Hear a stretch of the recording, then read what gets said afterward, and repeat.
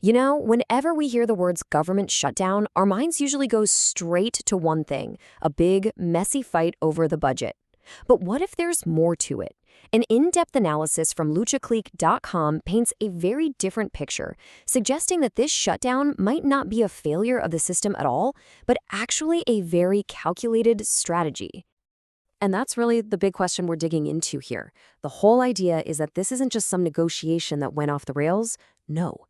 It's the possibility that the shutdown itself is the goal, a political tool designed to pull off several different objectives all at once.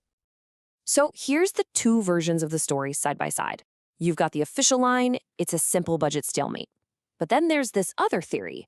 It's actually a strategic, multi-purpose weapon. So what are these supposed goals? Well, the first one is a real bombshell. According to the analysis from luchaclique.com, the main driver behind the shutdown has almost nothing to do with the budget. Instead, it's all about stopping one thing from happening, the release of the Jeffrey Epstein files. So how would that even work? Well, a shutdown gives the perfect procedural cover. By making sure the House of Representatives can't get back to business, you physically stop a vote from ever reaching the floor, and the entire plan hinges on one critical number. 218. That's the magic number. It's the number of signatures you need on something called a discharge petition to force a vote. According to this analysis, the shutdown is a tactic to make sure they never get that final, crucial 218th signature. It just grinds the whole effort to a halt. Now, a discharge petition, it's a pretty powerful move. It's not used often, but it's basically a way for regular members of Congress to go around the leadership and demand a vote on something. In this case, it's seen as the key to getting those Epstein files released, and the shutdown is the ultimate roadblock. And this is where the analysis connects the procedural move to some pretty high personal stakes. It links this whole maneuver directly to former President Trump, who, you might remember, actually campaigned on releasing these very files. So in this view, the shutdown becomes a shield, preventing potentially damaging info from ever coming out.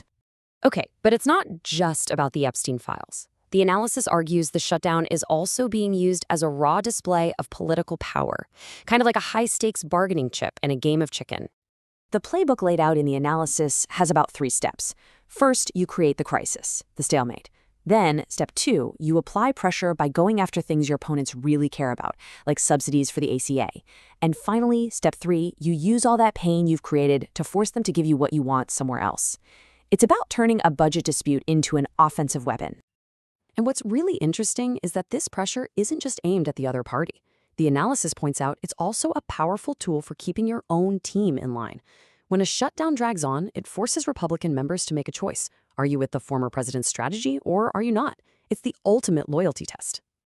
I mean, a vote on the Epstein files would put a lot of these folks in a totally impossible spot, as the analysis says, jammed between right-wing voters and the president. The shutdown just conveniently takes that impossible choice off the table for them.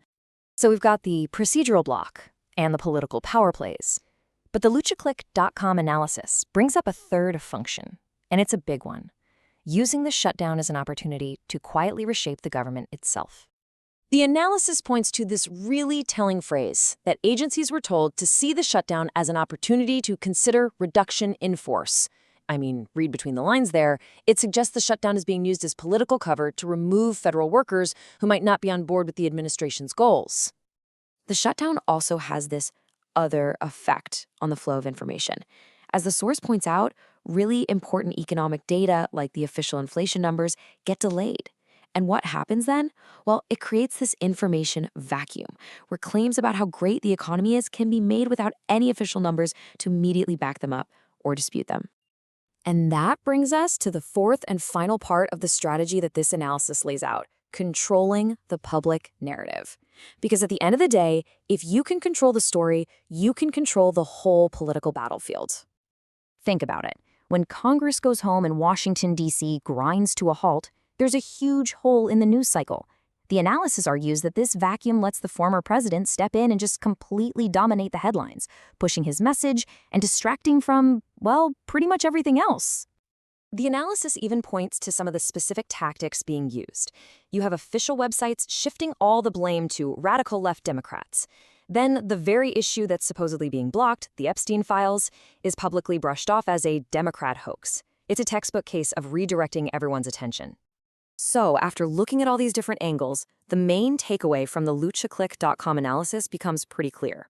This isn't just about one issue, it's way more complex. It's like a political Swiss Army knife, designed to tackle a whole bunch of different problems all at once.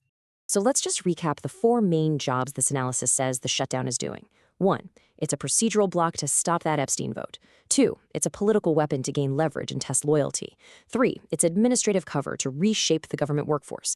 And 4. It's a powerful tool for controlling the entire public story. Which kind of leaves us with one final big question to think about.